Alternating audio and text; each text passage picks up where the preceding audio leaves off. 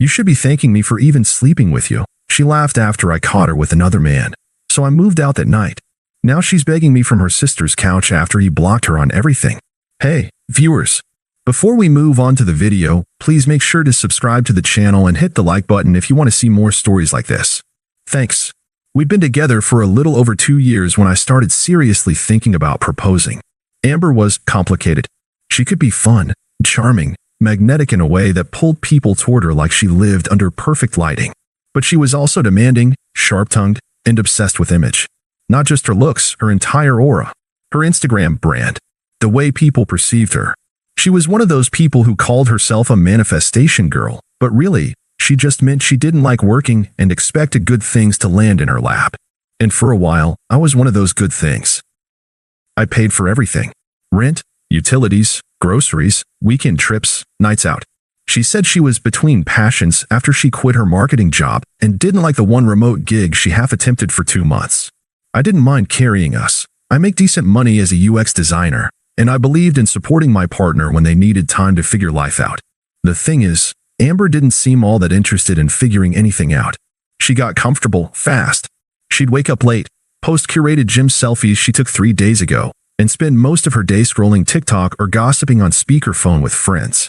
If I got home late from work or looked tired, she'd scoff. You're too young to be that exhausted all the time. When I asked if she could start helping out more with basic stuff, dishes, laundry, keeping the apartment livable, she rolled her eyes and said, "God, you sound like someone's dad." Once, I caught her on FaceTime with one of her girlfriends while I walked in with takeout. "He's sweet," she told her friend with a smirk, but not, like, masculine. You know.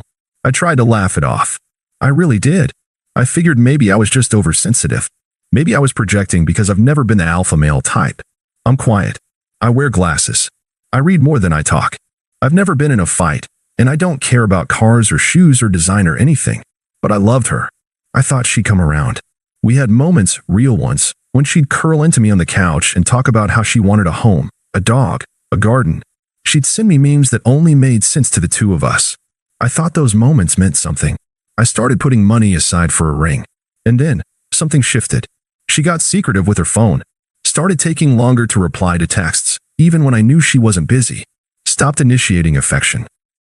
She started saying things like, "You know, some girls would kill for a man who makes this much money. You're lucky I don't care about abs. Why do you still wear those glasses? You'd be kinda hot if you got contacts." I should have seen the signs. But I didn't. Instead, I made a dinner reservation for a Tuesday night, her favorite sushi place. I thought I'd surprise her after work. I picked up flowers. Texted her on the way. "Don't eat. I'm bringing dinner." She didn't respond. I figured she was napping again. Or on the phone with one of her drama-addicted friends. But when I opened the apartment door, I immediately knew something was off. There were unfamiliar shoes by the door. A pair of men's sneakers. I stood in the entryway for a second, waiting for the explanation to hit me. Maybe someone stopped by? Maybe she was helping a friend? Then I heard it. A laugh. Deep. Male. Coming from our bedroom. I didn't lose it. I didn't yell. I didn't throw the flowers. I just walked over to the living room and sat down on the couch with the takeout bag still in my hands. 5 minutes later, she came out wearing one of my hoodies, followed by some guy I'd never seen before. Shirtless. Hair wet from the shower. She froze when she saw me. Then she smiled, not with embarrassment. Not even guilt. Just irritation. "Well," she said, brushing her hair over her shoulder, "this is awkward. Or maybe not. You should be thanking me for even sleeping with you the past few months." I didn't say a word. Not yet. She didn't even flinch. The guy behind her looked mildly amused, like I was just some sad roommate who walked into the wrong scene. He smirked, leaned against the wall, and started checking his phone. "You're home early," she said, not even bothering to hide the sarcasm. "Didn't realize we were doing the whole surprise dinner, sweet boyfriend thing. Kinda outdated, don't you think?" I didn't move. Didn't speak. Just watched her, really watched her, and for the first time, I didn't feel love. I didn't even feel heartbreak. Just stillness. Like something inside me had gone completely quiet. She crossed her arms and let out a sharp breath, clearly annoyed I wasn't reacting the way she expected. "Oh, come on, don't look so shocked. This isn't some Hallmark betrayal scene. You felt the distance. You knew we were over months ago." I opened the takeout bag and set it on the coffee table. Her favorite order, 2 rolls, edamame, and a miso soup she always said reminded her of college. She glanced at it and let out a laugh. Seriously? You thought this would fix anything? You bought sushi and thought that would change what I feel. The guy behind her chuckled, still scrolling. Anyway, she said, taking a step closer, you should actually be grateful. I didn't leave the second I got bored. I stayed. I gave you company. Sex. I kept up appearances so you wouldn't feel like a total loser. She tilted her head, almost pitying me. You should be thanking me for even sleeping with you. You're nice, sure. But you're safe. Predictable.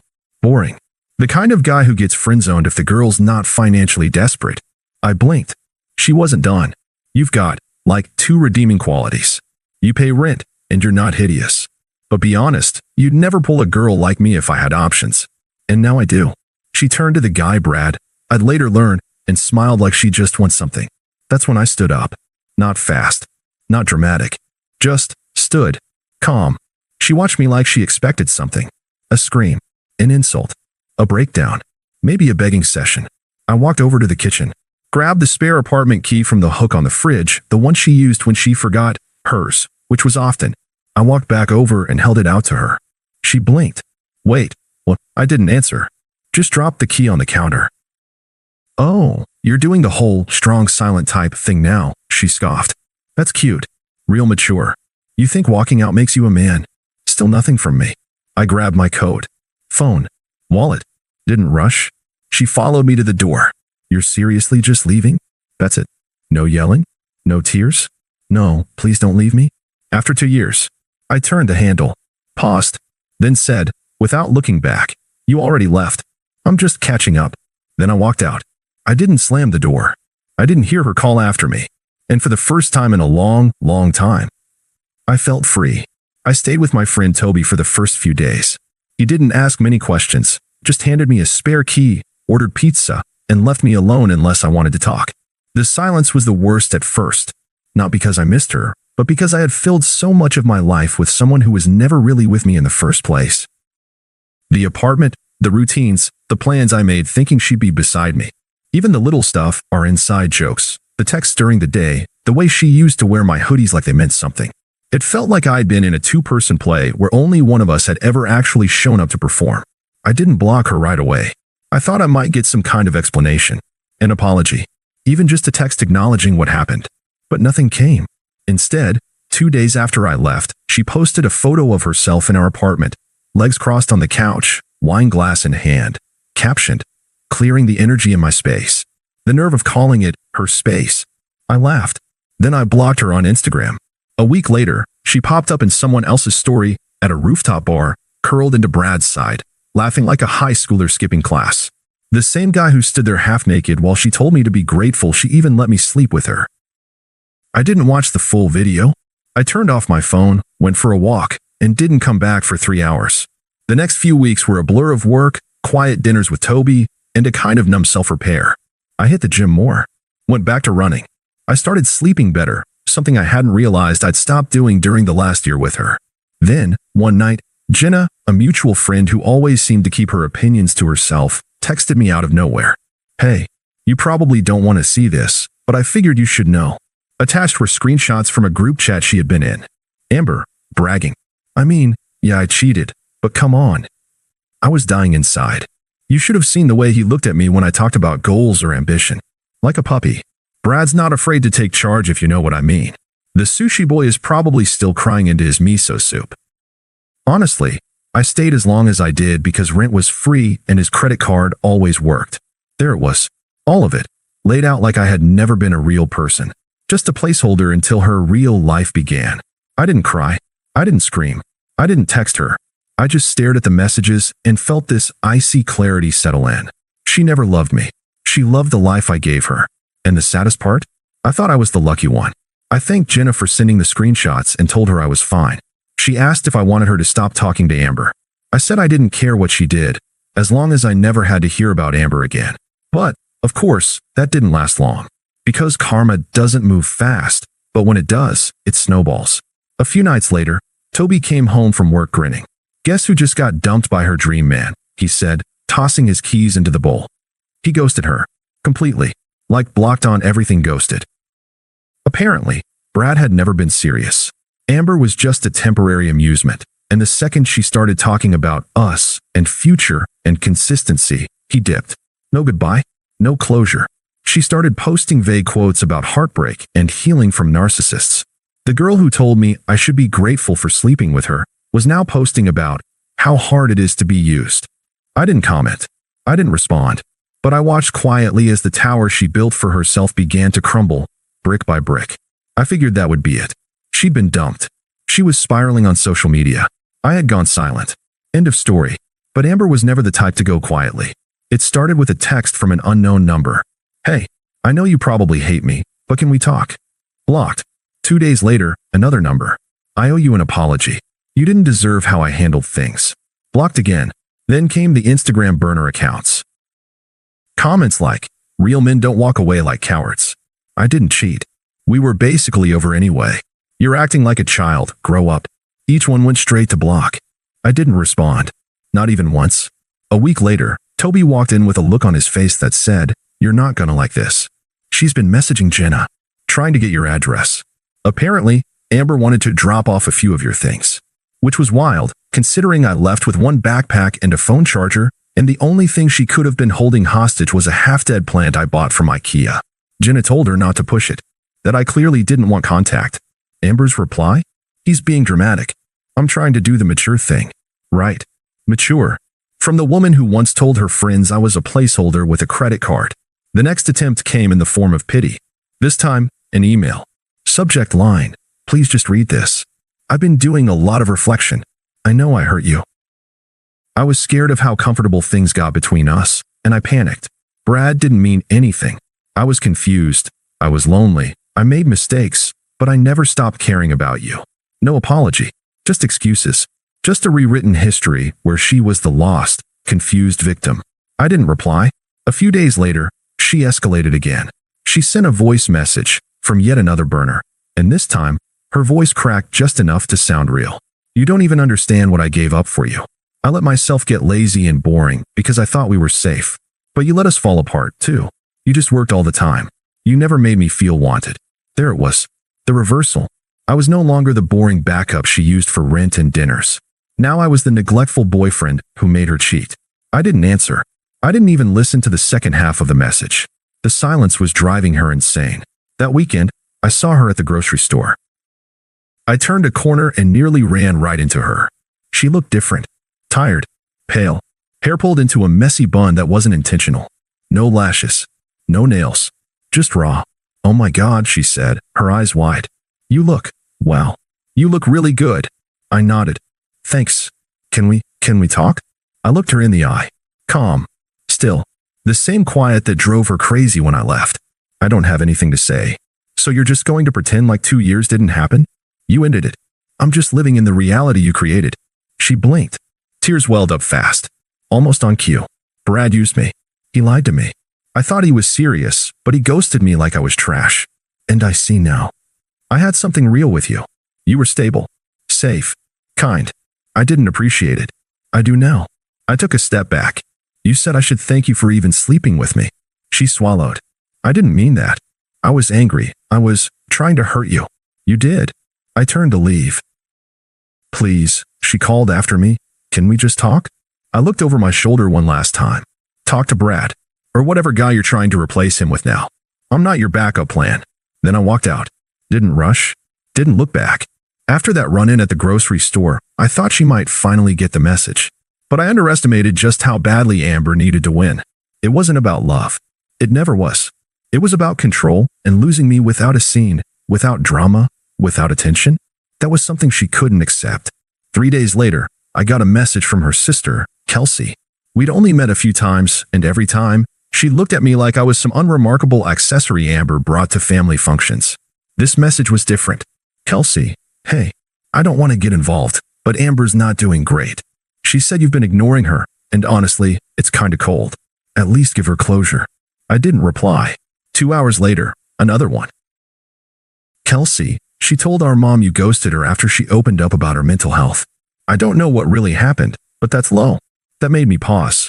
Now she was rewriting the narrative, painting herself as the vulnerable one, the heartbroken one, abandoned after she confessed some deep trauma I'd never once heard about in 2 years together. I texted Toby. She's turning this into a sob story. He replied, that's all she's got left. Don't give her a new chapter. I stayed quiet. But her tactics kept evolving. Over the next week, I got a handwritten letter in my mailbox. I missed the version of me I was when I was with you. A long email with the subject line, this is the last time I'll reach out. It wasn't. A string of DMs from old mutual acquaintances who I hadn't spoken to in months. Hey, Amber told me you guys are on a break. You two were great together. Each message sounded rehearsed, like she was running a PR campaign to win me back. But the final straw came on a Sunday night. I was at the gym when a new number popped up on my phone. I let it go to voicemail. The message started soft. Too soft. Hey, I just wanted to say I miss you. I really thought we were going to get married one day. I've been so stupid, and I wish I could take everything back. Pause. Then her tone shifted. But the truth is, you're no saint either. You think you're this perfect guy who can just walk away and be smug about it. But you're boring. You're safe. That's all you'll ever be. Girls like me only settle for guys like you when we're tired. And you should have thanked me, because I made you look good just by being next to you. My jaw clenched. You're not a hero for leaving. You're a joke for thinking you were ever good enough to keep me. She hung up without a goodbye. I played the message once. Saved it. Not because I needed proof, but because I wanted to remember. I wanted to remember who she really was when the mask finally fell. And it had. The pity party had ended. Now she was just angry that I didn't break. It had been almost 3 months since I left. 3 months of silence. Growth. Clarity. I'd moved into a new apartment, a bright, quiet place that didn't hold her scent in the furniture or echoes of her voice in the walls. I'd started dating again casually. Nothing serious, but enough to remind myself that I wasn't broken. That I wasn't just safe or boring. I was me, and that was enough. One afternoon, Jenna texted me, FYI, Amber's gonna be at Ryan's party this weekend. Thought you should know. Ryan was a mutual friend. Big birthday bash. I hadn't planned on going, but now. I kind of wanted to. Not to make a scene. Not to stunt. I just wanted her to see it. What it looks like when the person you discarded doesn't just survive, he thrives. I showed up to the party with someone. Her name was Camille, soft-spoken, sharp-witted, quick to laugh. We weren't serious, but she made the whole room feel lighter when she walked in. The kind of person who doesn't need to be the center of attention to shine. We were in the kitchen chatting with some friends when I saw Amber walk in. She spotted me almost immediately and froze. She looked like a completely different person. Smaller, tense, like the confidence had been washed off her in a storm she didn't expect. She was alone. No Brad. No loud friends orbiting her like they used to. Just her. She kept her distance for most of the night. I thought maybe she'd leave quietly, accept the loss. But of course, she couldn't. I was pouring a drink when she finally approached. Hey. I turned. Calm. Steady. Hey. You look good. Thanks. She hesitated, eyes flicking toward Camille, who was laughing with someone across the room. Is that your girlfriend? No, I said. Just someone who respects me. She swallowed. I guess I wanted to say I was wrong. About everything. You didn't deserve how I treated you. I nodded. I know. You really meant it, huh? She asked. When you left, you really just never looked back. There was nothing to look back at. She blinked. I thought you'd always be there. I didn't think you'd actually walk away. I gave a small smile. You said I was boring. Predictable. Safe. You were right. I'm consistent. When I say I'm done, I'm done. Her voice dropped. Do you ever think about what we had? No, I said. I think about what I avoided. She stared at me for a second, like she wanted to cry, or scream, or maybe both. But instead, she just nodded and stepped back. I hope she breaks your heart. I looked her in the eye. She couldn't if she tried. Then I walked back to Camille, who handed me my drink with a smile like nothing in the world could touch us. Amber watched from across the room. Alone. Silent. Powerless. And I didn't feel hatred, or anger, or even satisfaction. I just felt nothing. Exactly what she deserved. Thanks for watching. Make sure to subscribe to the channel and hit the like button.